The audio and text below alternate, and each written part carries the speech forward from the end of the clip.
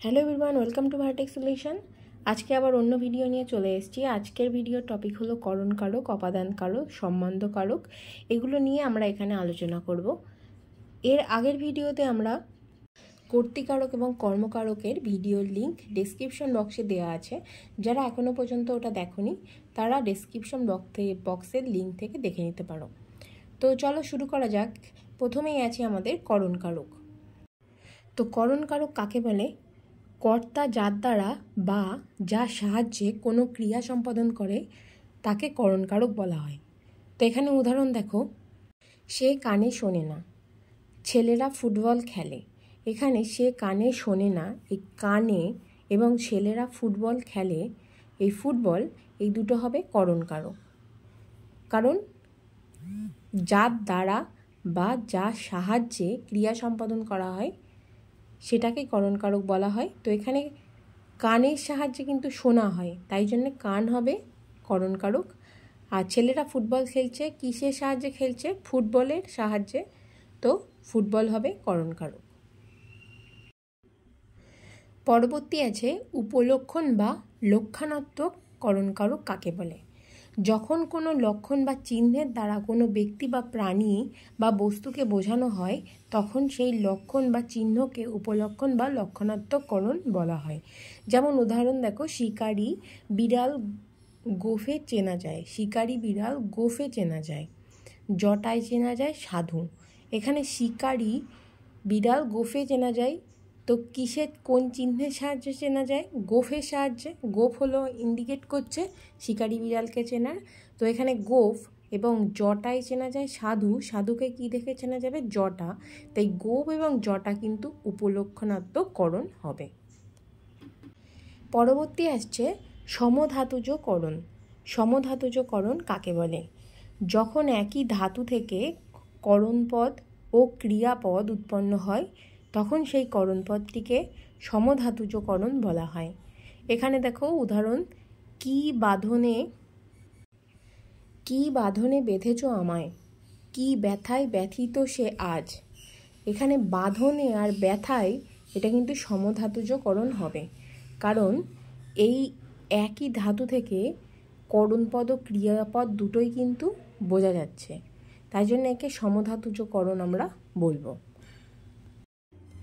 এর পরবর্তী আসছে কালাদিকরণ ও বিষয়াদিকরণ। কালাদিকরণ এবং বিষয়াদিকরণ দেখে বুঝতেই পারছো কি কাল এবং বিষয়ের কথাই বলা হচ্ছে। তো কালাদিকরণ কাকে বলবো? যে কালে বা সময়ে ক্রিয়া সম্পন্ন হয় সেই সময়কে বা কালকে কালাদিকরণ বলে। তো এখানে দেখো উদাহরণ, গ্রীষ্মে দিন বড়, শীতে দিন ছোট। এগুলো এক একটা কালের কথা বলা হচ্ছে, গ্রীষ্মকাল শীতকাল, তাই জন্য এই গ্রীষ্মকাল শীতকালের নিচে যদি দাগ দেওয়া থাকে তাহলে আমরা এটাকে বলবো কালাদিকরণ। আর বিষয়াদিকরণ কাকে বলবো? যে বিষয়ে ক্রিয়া সম্পন্ন হয় সেই বিষয়কে বিষয়াদিকরণ বলে। যেমন তিনি ব্যাকরণে পণ্ডিত, মিতা উচ্চাঙ্গ সঙ্গীতে প্রথম হয়েছে। ব্যাকরণে এবং উচ্চাঙ্গ সঙ্গীতে কিন্তু বিষয়াদিকরণ, কারণ তিনি কোন বিষয়ে পণ্ডিত? ব্যাকরণে। এবং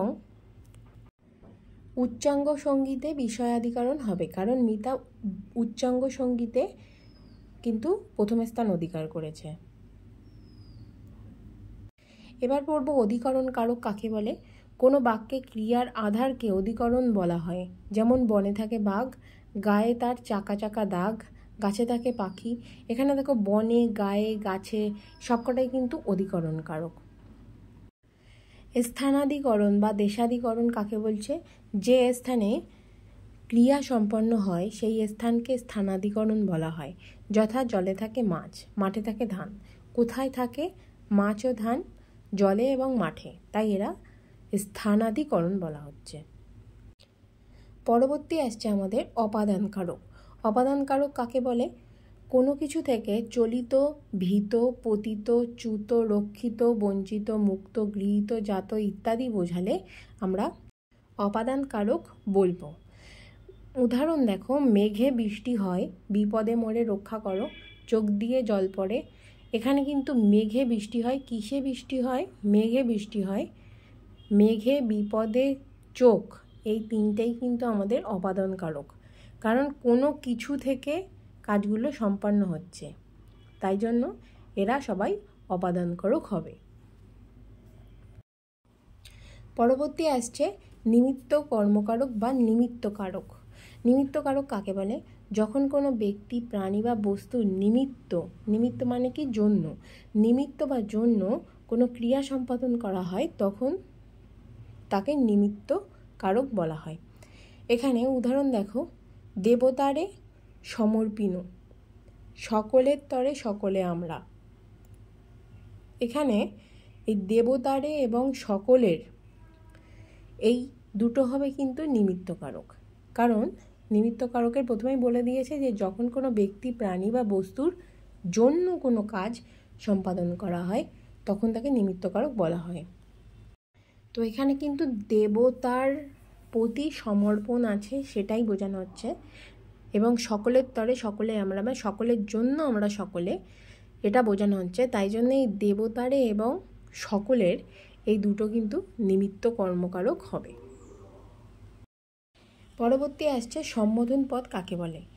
যে পদের দ্বারা কাউকে ডাকা হয় বা উদ্দেশ্য করে কিছু বলা হয় তাকে কিন্তু আমরা সম্বোধন পদ বলবো।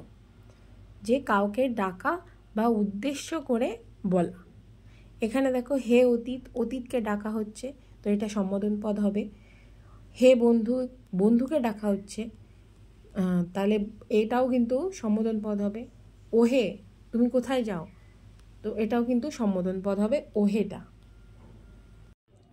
পরবর্তী আছে অপাদান সম্বন্ধ এবং অধিকরণ সম্বন্ধ। অপাদান সম্বন্ধ কি? যে নামপদের ক্রিয়ার সঙ্গে সম্বন্ধ থাকে না কিন্তু অপাদান পদের সঙ্গে সম্বন্ধ থাকে তাকে অপাদান সম্বন্ধ বলে। যে নামপদের ক্রিয়ার সঙ্গে সম্বন্ধ থাকে না কিন্তু অপাদান পদের সঙ্গে সম্বন্ধ থাকে, যেমন মরণের ভয়ে ভীত নই, গাছের ডালে ফল ঝুলছে। তারপর অধিকরণ সম্বন্ধ কি? যে নামপদের ক্রিয়ার সঙ্গে সম্বন্ধ থাকে না কিন্তু অধিকরণ পদের সঙ্গে সম্বন্ধ থাকে তাকে অধিকরণ সম্বন্ধ বলে। যেমন পুকুরের জলে সাঁতার কাটে, শীতের রোদ বসে আছে, এগুলো সবই কিন্তু অধিকরণ সম্বন্ধ। পরবর্তী আসছে সম্বন্ধ পদ। তো বাক্য মধ্যস্থ যে নামপদের সঙ্গে ক্রিয়াপদের কোনো সম্বন্ধ থাকে না কিন্তু অন্য নামপদের সঙ্গে সম্বন্ধ থাকে তাকে সম্বন্ধপদ বলে। যেমন মিতার বাজনা জমে উঠল, কিষাণুর চিৎকার শুনলাম। এখানে মিতার এবং কিষাণুর কিন্তু দুটোই তো সম্বন্ধপদ হবে। তার কারণ হলো এদের সঙ্গে ক্রিয়াপদের সম্বন্ধ কিন্তু নেই, কিন্তু নামপদের, এদের যে নাম, এরা তো নাম, মিতা, কিষাণু, এরা তো নাম, তো নামপদের সঙ্গে কিন্তু সম্বন্ধ আছে, তাই জন্য এগুলোকে সম্বন্ধপদ বলছে। পরবর্তী আসছে করণ সম্বন্ধ ও নিমিত্ত সম্বন্ধ। করণ সম্বন্ধ কি?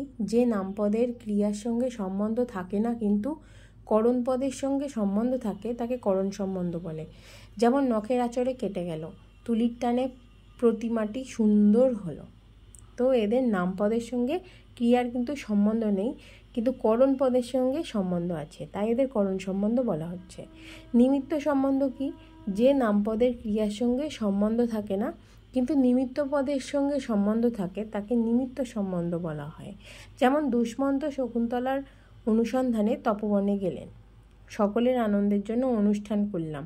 নামপদের, এখানে কিন্তু নামপদের ক্রিয়ার সঙ্গে সম্বন্ধ নেই। দুষ্মন্ত শকুন্তলা অনুসন্ধানে তপবনে গেলেন, এখানে কিন্তু নামপদের সাথে কোনো ক্রিয়া সম্বন্ধ নেই কিন্তু নিমিত্ত কর্মপদের সঙ্গে সম্বন্ধ আছে। অনুসন্ধানে তপবনে গেলেন, অনুসন্ধানের সাথে তপবনের সম্পর্ক আছে, তাই জন্য এদেরকে কিন্তু নিমিত্ত সম্বন্ধ বলা হচ্ছে।